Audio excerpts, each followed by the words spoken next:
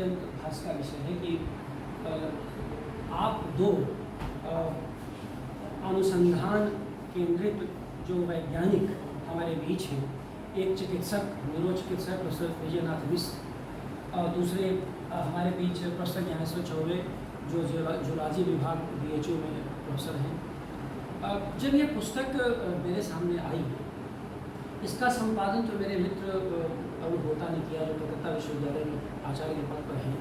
लेकिन इसकी खूबसूरती ये है कि इसमें 43 कवियों की कविताओं का संकलन है और इसमें सारी कविताएं कोरोना के दौरान लिखी गई कविताएं हैं, सारी कविताएं। यानी कोरोना के फर्स्ट फेज़ में जो विभीषिका हम लोगों ने देखा, जिस तरह से पलायन मजदूरों का हो रहा था, जिस तरह से विस्थापन हुआ, जिस तरह से मजदूर लौट रहे थे, जिस तरह से भूखमरी और यातना के शिकार हो रहे थे, जिस तरह से सरकार ने अचानक लॉकडाउन घोषित कर दिया, उससे जो महामारी के दौरान आपदा आई, उनकी पीड़ाओं को विविध कवियों द्वारा अपनी कविताओं के माध्यम से व्यक्त करने की इसमें कोशिश की गई। एक बात तो ये है, मेरे लिए ये ज़्यादा महत्वपूर्ण था वह दौर कि अगर ये कोरोना न रहा होता और इस जीवन में मैंने इस महामारी को प्रत्यक्ष न देखा होता, तो शायद मैं साहित्य में कुछ नए तरीके से वैसे न सोच पाता जैसा मैंने इस दौर में सोचा है। जैसे कि कोरोजीविता की जो अवधारणा है, कोरोजीविता क्या है, उस पर मैंने व्याख्यान दिए, उस पर मेरी पुस्तक भी आ रही है। इस पुस्तक की भूमिका में भी कोरोजीविता की व्याख्या की गई है संपादक महोदय के द्वारा। उससे मुझे बहुत बल मिला है कि आखिर कोरोजीविता है क्या।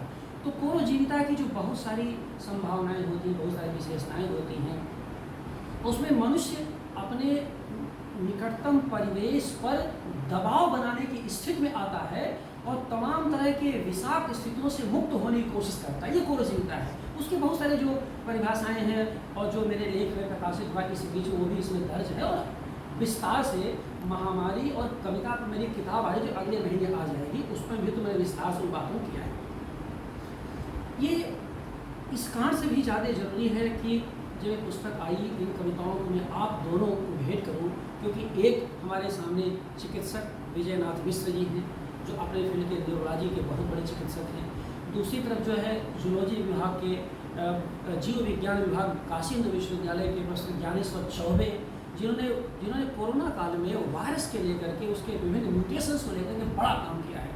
और मैं आप लोगों को ये बात बताना चाहता हूँ इन दोनों चिकित्सकों और अध्येताओं के माध्यम से कि न केवल काशी हिंदू विश्वविद्यालय बल्कि काशी की पहचान, काशी की अकादमिक पहचान कोरोना काल में जो बन पाई, ये दोनों मेरे अनुजों की बहुत बड़ी भूमिका है। और इसको मैं सप्रमाण और साधिकार कह रहा हूँ, यहाँ पर पूरे होश हवास में कह रहा हूँ कि इन दोनों ने को लेकर के social media, electronic media, print media, Kashi से लेकर बाहर के माध्यम जैसे इनके अध्ययन को प्रस्तुत किया वो अद्भुत था, अभूतपूर्व था।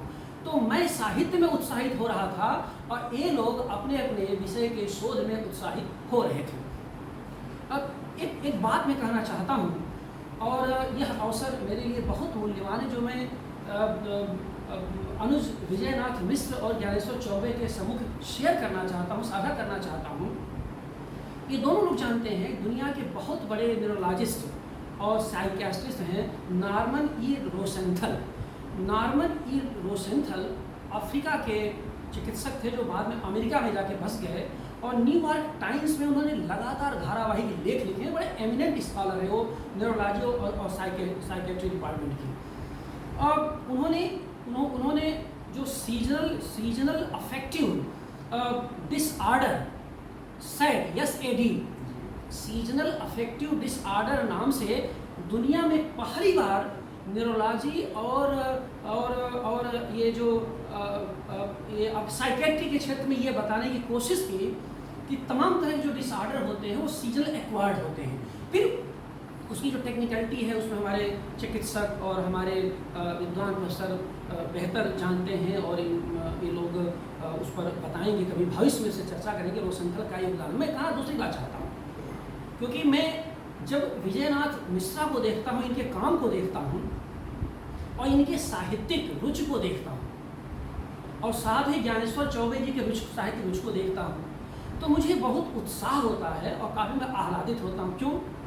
क्योंकि जैसे इन दोनों के प्रभाव में मैं आधा चिकित्सक हो गया हूँ यानी आधा बायोलॉजिस्ट हो गया हूँ, आधा चिकित्सक हो गया हूँ। यानी बेसिक चीज़ें इनसे सुन करके मैं जानने की कोशिश करता हूँ।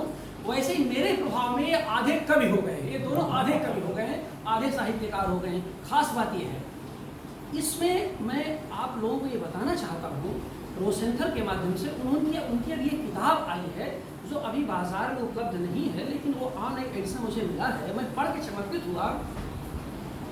पोएट्री RX नाम से, पोएट्री RX नाम से उनकी पुस्तक है, जिसमें उन्होंने दुनिया के अंग्रेजी के 50 कवियों को संकलित किया। इसी तरह का संचय है उनका, एंथोलॉजी है। और उन 50 कवियों को संकलित करते हुए ये और अपने मरीजों पर उन्होंने प्रयोग किया उन कविताओं को लेकर के। और उसमें उन्होंने सप्रमाण, जैसे प्रोफेसर चौबे, प्रोफेसर मिश्रा सप्रमाण अपने अध्ययन की विवेचना करते हैं, वैसे उन्होंने सप्रमाण इसकी विवेचना की है कि आधे से अधिक ऐसे मरीज न्यूरोलॉजी के थे जो कि उन कविताओं को पढ़ते हुए उनमें एक बड़ा परिवर्तन आया। एक उनके व्यक्तित्व में, यानी कहने का मतलब ये है, उसको उन्होंने एक तरह कहा है कि जो शब्द उनके हैं कि poetry is the vaccine of the soul, माने जो कविता है वो आत्मा की वैक्सीन है। तो कविता को आत्मा की वैक्सीन मानने वाला जो न्यूरोलॉजी का चिकित्सक है, ये हमारे दोनों जो वैज्ञानिक इस बीच यहाँ मौजूद हैं, ये भी साहित्य को आत्मा की वैक्सीन मानने वाले लोग हैं। दोनों काम वैक्सीन पर है।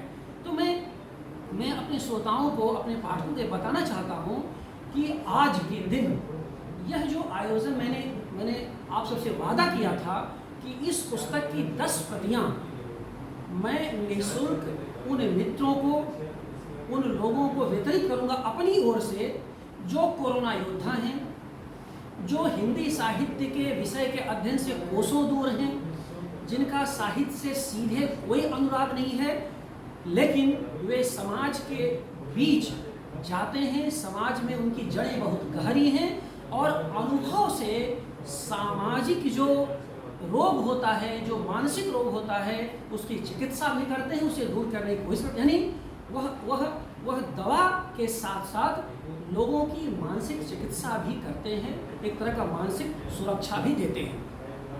प्रोफेसर विजयनाथ मिश्र और प्रोफेसर ज्ञानेश्वर चौबे, इन दो नामों से बेहतर नाम मेरे सामने यहाँ पर फिलहाल नहीं दिखाई दे रहा था, जिनको मैं एक पुस्तक दे करके भेंट करता और ये अनुरोध करता कि आप इन पुस्तकों को पढ़ें और आप देखिए कि वायरस को लेकर के, कोविड के म्यूटेशन को लेकर के जो प्रोफेसर ज्ञानेश्वर चौबे आज तक NDTV, इंडिया टीवी, जी न्यूज़ में लगातार व्याख्यान दे रहे थे, लगातार इनके बाइट्स आ रहे थे और लगातार इनके दुनिया के बेहतरीन जर्नल में इनके लेख और अनुसंधान विजयनाथ मिश्र के सहयोग से प्रकाशित हो रहे थे, दोनों समवेत भाव से प्रकाशित हो रहे थे। आप देखें कि खुद कविता, यानी साहित्य के भीतर की जो सबसे प्राचीन विधा कविता है, वो उस कोरोना काल में अपने कवियों के माध्यम से कैसे संघर्ष कर रही थी और कैसे मनुष्य की जिजीविषा को बचाए रखने की कोशिश कर रही थी, और साथ साथ कि कविता के माध्यम से वह अपनी आत्मा को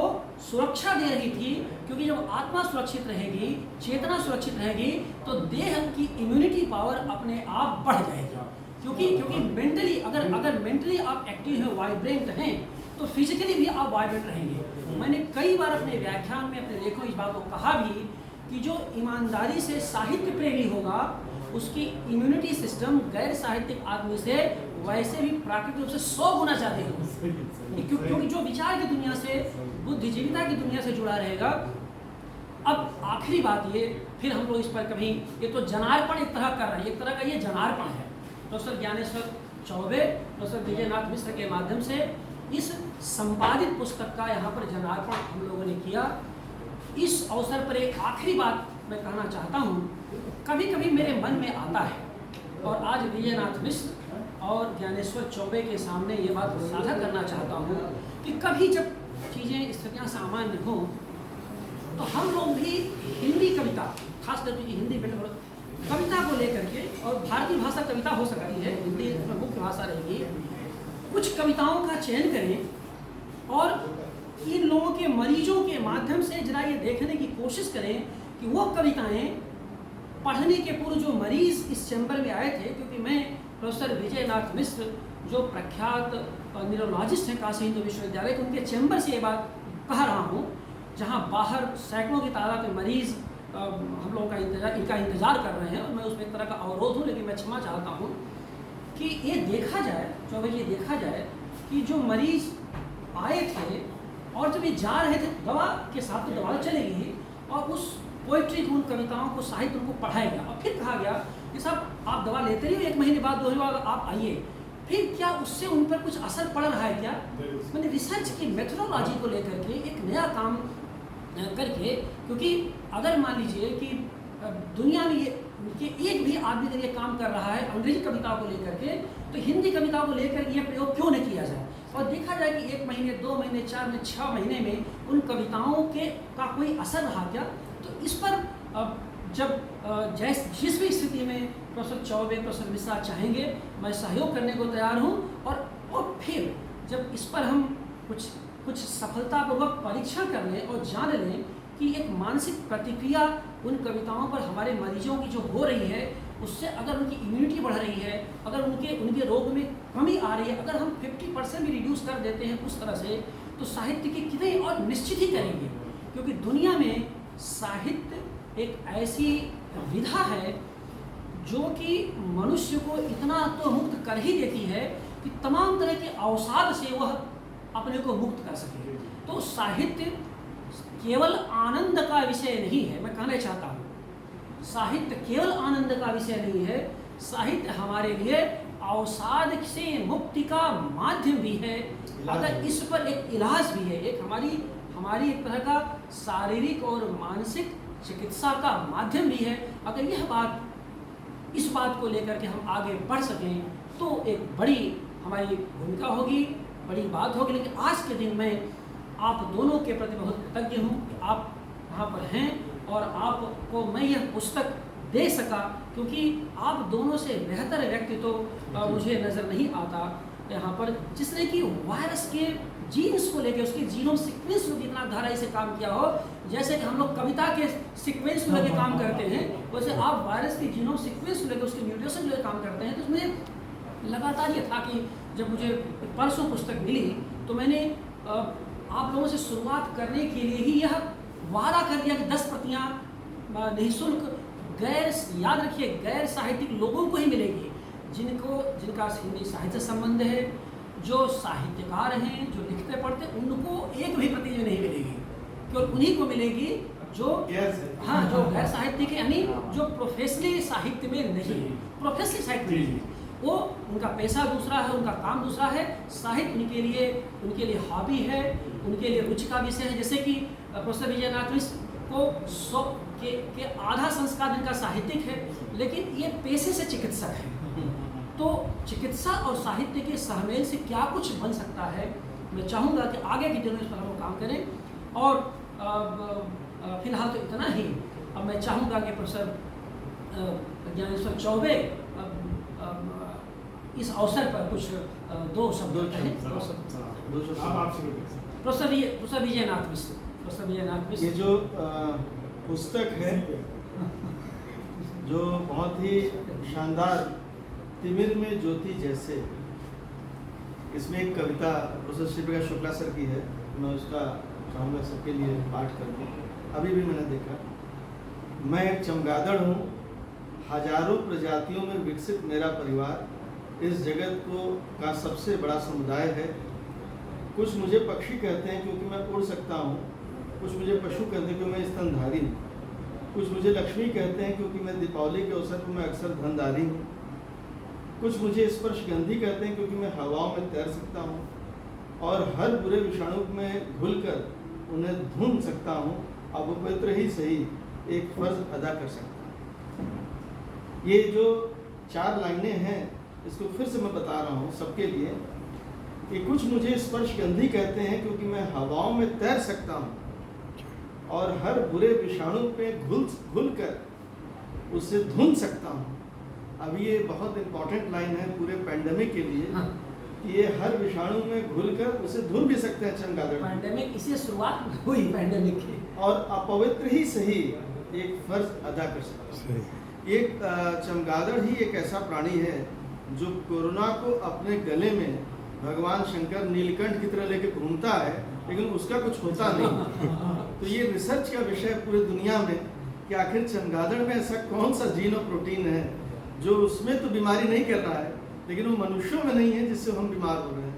तो ये आपकी पुस्तक से ही ये रिसर्च का एक नया आयाम है, और आजकल इस पर रिसर्च चल भी रहे हैं कि चमगादड़ में आखिर ऐसा कौन सा प्रोटीन है या ऐसा कौन सा जीन है जिससे वो इन्फेक्ट नहीं हो रहा है, लेकिन वो गले नीलकंठ की तरह गले में लेके घूम रहा है। और एक नहीं, 12,000 वायरसेस को अपने गले में लेके घूमता है चमगादड़। तो आपको सर नमन है। और पैंडेमिक में इस तरह की बहुत कविताएं पहले भी लिखी गई हैं।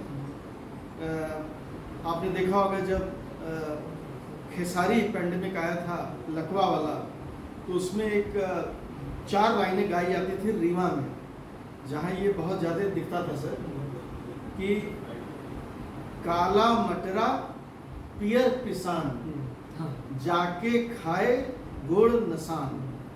ये 4 लाइनों से आपने पूरे समाज में एक मैसेज दिया कि काला मटरा मत खाइए।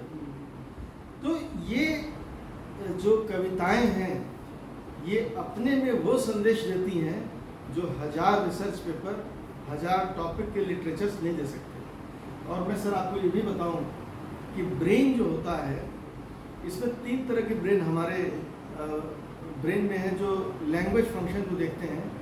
एक है जो स्पोकन वर्ड्स को लेता है, जो स्पोकन वर्ड्स उसका एक अलग बात है, लकवे में वो चला जाता है।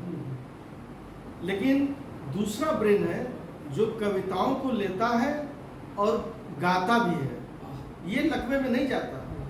लकवा का मरीज आप देखेंगे गाएगा खूब बढ़िया, लेकिन जब आप कहेंगे बोलो तो बोल नहीं पाएगा, क्योंकि उसका जो आर्टिकुलेटिव सर्किट है वो अलग है, गाने का सर्किट अलग है, और ये जो कविताओं वाला सर्किट है ये एकदम अलग है। इसीलिए कहते हैं कि जहाँ न जाए रवि वहाँ जाए कवि। तो आपको सर सादर नमन है, और ये बहुत ही इम्पोर्टेंट डॉक्यूमेंट है इस कोरोना काल में। आप सब भी इसको जरूर पढ़िएगा। प्रोफेसर ज्ञानेश्वर चौबे काशी हिंदू विश्वविद्यालय के जूलॉजी डिपार्टमेंट में सीनियर प्रोफेसर हैं, और जैसा कि मैं पहले ही कह चुका हूँ, आप सबको बता चुका हूँ कि कोरोना काल के दौरान वायरस के जीनोम सीक्वेंस पर, उसके म्यूटेशन को लेकर के, वायरस के जो नए रूप आ रहे हैं उस पर उन्होंने बहुत काम किया है। और आप इनको ज्ञानेश्वर चौबे टाइप करेंगे तो आप सोशल मीडिया पर, ट्विटर वगैरह पर आप फॉलो कर सकते हैं, देख सकते हैं ट्विटर पर इनके कितने फॉलोअर्स हैं और कितने इफेक्टिव है। तो इस अवसर पर मैं चाहता हूँ कि ज्ञानेश्वर चौबे जो बेसिकली वायरोलॉजिस्ट हैं, वो इस अवसर पर 2 शब्द कहें। जी, पहली चीज़ तो सर ने मुझे इस लायक समझा, और ये बहुत बड़ी उपलब्धि है मेरे लिए कि ये किताब मुझे मिली और मैंने सबसे पहले खोला और पहला शब्द आया कचकचिया। इसी में लेकर के मैं घूम रहा हूँ जब से पूरा कार्यक्रम ये चल रहा है। मुझे यही नहीं समझ में आया, तो आप लोग समझ सकते हैं कि एक साइंटिस्ट के लिए हिंदी साहित्य को समझना कितना मुश्किल काम है। लेकिन मुझे उम्मीद है कि सर मुझे ज़रूर समझाएंगे इस बात को। और सर ने जो अभी कुछ देर पहले बातें कही हैं, मुझे लगता है कि बहुत सीरियसली ये सारी चीज़ें हैं और हम लोग को इस पर काम करना चाहिए, क्योंकि जो असर है आदमी के ऊपर, और सर ज़्यादा अच्छा जानते, सर बता भी रहे थे कि जो संगीत का असर है किसी आदमी के ऊपर, वो ब्रेन पे डायरेक्टली असर डालता है। और वो कैसे डालता है इसको हम लोग, क्योंकि हमारे पास जो ये पूरा का पूरा हीरे की खान है ये विश्वविद्यालय एक तरीके से, और इसमें हम लोग बहुत बढ़िया कर सकते हैं। तो अभी मैं इतना ही कहना चाहूँगा और पहले कचकचिया के बारे में समझना चाहूँगा। धन्यवाद। मुझे ऐसा लगता है कि कचकचिया पूरे पैंडेमिकिया का एक उसने बताया कि उसमें कैसा स्वरूप था कचकचिया। कचकचिया की बता दूं यहाँ पर, ये जो बैगर कहते हैं ना, वो पक्षी है, और कचकचिया एक ऐसा पक्षी है जो हमेशा समूह में रहता है। पूरी कोरोना काल के दौरान वही अकेला पक्षी था जो कभी अलग नहीं हुआ, मतलब 10-20 के समुदाय में ग्रुप में हमेशा रहता है, और दरवाजे से लेकर के खेत सीमांत तक जो हमेशा दिखाई देता है। खास करके जो गांव के इलाके होते हैं, जैसे जहाँ मैं रहता हूँ, मेरे घर के सामने ही बबूल के बहुत पेड़ हैं, ठीक ना। तो जहाँ पर खुला मैदान होता है, कचकचिया जाके पक्षी ज़्यादातर वहाँ दिखाई देते हैं। अब तो शहरों में थोड़ा कम होने लगे हैं, तो वो हमेशा समूह में रहेंगे। और कुछ भी अगर मान लीजिए कोई सांप कोई कीड़ा ऐसा प्रवेश करना चाहता घर में, तो बहुत तेज़ी से मिल के चिल्लाते हैं, मिल के शोर करते हैं बहुत तेज। और उनकी आवाज़ वैसे बहुत पियर्सिंग होती है, बहुत पियर्सिंग होती है, लेकिन वो इस अर्थ में सुरक्षात्मक होते हैं कि वह आने वाले खतरे को भाप करके वो आगाह कर देते हैं। लेकिन जो मैंने इस कचकचिया को जो देखा कोरोना काल में, अब ये भी विचित्र स्थिति है कि कचकचिया जैसे पक्षी को वर्षों से बचपन से देखता रहा, लेकिन कभी वो साहित्य का विषय नहीं बना। वो पैंडेमिक का दौरान था जो साहित्य का विषय बना, क्योंकि हम लोग खाली थे, घरों में कैद थे। मुझे ये बात बहुत ही भाव कर रही थी और बहुत ही उत्साहित भी कर रही थी कि जहाँ एक ऐसा समाज है जहाँ पर स्पर्श वंचित तरीके से हम जी रहे हैं, एक दूसरे को छू नहीं सकते, एक दूसरे से बात नहीं कर सकते, घरों में कैद हैं, दरवाजे के बाहर जाने से खतरा था। वो पक्षी था उस दौर में भी समूह में रह रहा था, समूह में जी रहा था और समूह का राग उतार रहा था। साहित्य जो है कुछ और नहीं, एक तरह का सामूहिक राग ही है। तो इस सामूहिक राग का प्रतीक है कचकचिया, और हमारी कोरो जीविता का तो ये आधार स्तंभ है, जहाँ से यह सूत्र मुझे मिला। यही क्योंकि समराग के साथ साथ सामूहिक राग अगर नहीं हुआ तो फिर साहित्य तो समराग से सामूहिक राग का जो रूपांतरण होता है वही कोरो जीविता है, और वही एक तरह का वायरस के खिलाफ एक लेखक का विद्रोह है। वायरस के दुष्प्रभाव के प्रतिरोध में ये जो कोरो जीविता आई, उसमें साहित्य का माध्यम बना, और साहित्य का माध्यम बना ये कि हम लोग समराग से सामूहिक राग की यात्रा पर निकल पड़े हैं। उसी यात्रा में आज जो बहुत सारे पड़ाव हैं, आप दो विद्वानों का समय मिला, दोनों विद्वानों का सानिध्य मिला, और दोनों विद्वान अपने अपने क्षेत्र के धुरंधर विद्वान हैं, जहाँ पर कि हम हिंदी कवियों की लेखकों की सामान्यतः जगह नहीं होती। ये तो आप दोनों ने इतना सम्मान दिया है, इतना स्नेह दिया है साहित्य के कारण, और एक तरह का जो भावना के अपनी आत्मीयता के कारण, मैं तो इस कारण से बहुत कृतज्ञ हूँ। और मुझे खुशी है कि यह जो पूरी कोरोना कालीन कविताओं का संचयन है, ये अब जनार्पण के माध्यम से उन हाथों में पहुँचा जो हाथ बहुत ही सुरक्षित हैं, जिन हाथों में शोध के साथ साथ समझ की भरपूर ताकत है, भरपूर सामर्थ्य है, और शोध और समझ से मिल करके जो कोरोना कालीन समय समाज का ये विश्लेषण करके आए हैं, उसमें अगर ये कविताएं, यह साहित्य या इससे जुड़ा कुछ और साहित्य कुछ जोड़ पाएगा, और साथ ही इनकी खुद की प्रतिरोधी क्षमता, प्रतिरोधी सामर्थ्य में किंचित विस्तार कर पाएगा, तो मैं उन सारे कवि समाज की ओर से इनका आभार व्यक्त करता हूँ, इनका स्वागत करता हूँ, और उम्मीद करता हूँ उस पूरे साहित्य समाज की ओर से कि इनकी खुद की प्रतिरक्षात्मक क्षमता को ये कविताएं विस्तार दे सकेंगी। आप लोगों ने समझ लिया, बहुत बहुत धन्यवाद।